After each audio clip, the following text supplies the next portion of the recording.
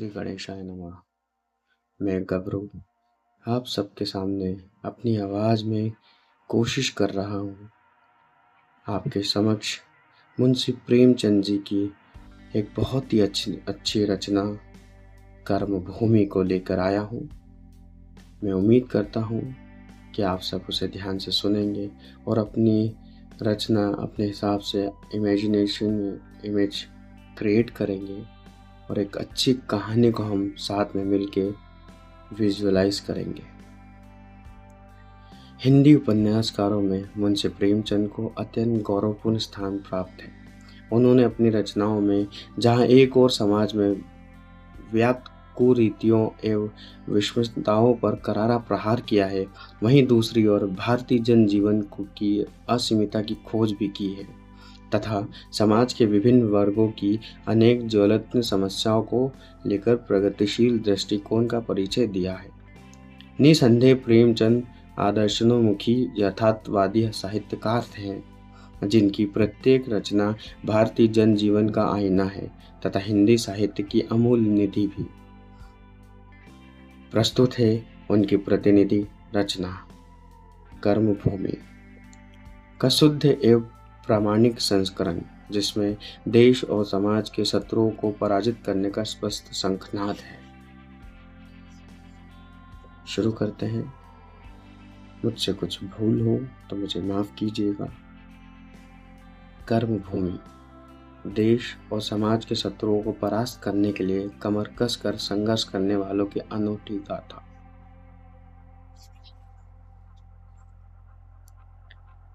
हमारे स्कूलों और कॉलेजों में जिस तत्परता से फीस वसूली की जाती है, शायद मालगुजारी भी उतनी सख्ती से नहीं वसूल की जाती।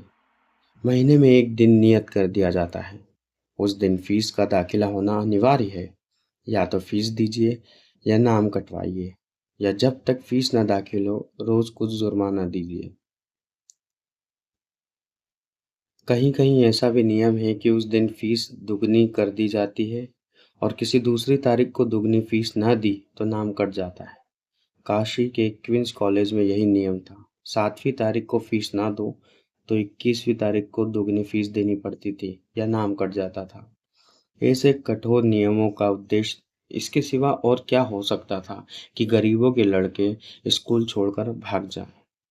वहीं हृदयदीन दफ्तरी शासन और जो अन्य विभागों में है, हमारे शिक्षकालयों में भी है, वहीं किसी के साथ रियायत नहीं करता।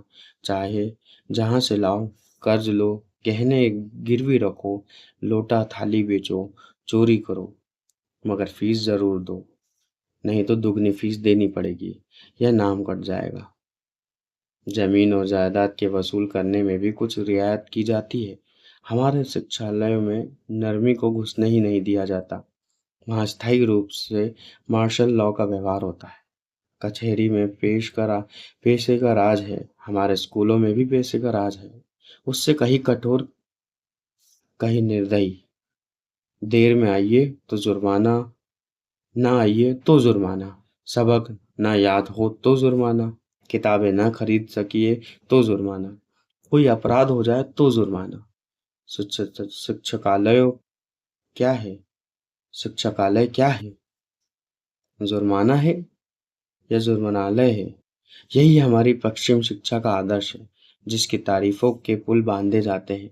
यदि ऐसे शिक्षकालय से पैसे पर जान देने वाले, पैसे के लिए गरीबों का गला काटने वाले, पैसे के लिए अपना आत्मा को बेचने वाले छात्र निकलते हैं तो आश्चर्य क्या है? आज वही वसूली की तारीख है। अध्यापकों की मेजों पर रुपयों के ढेर लगे हैं। चारों तरफ खनखनाने की आवाजें आ रही है। सराफा में भी रुपए की ऐसी झंकार कम सुनाई नहीं देती।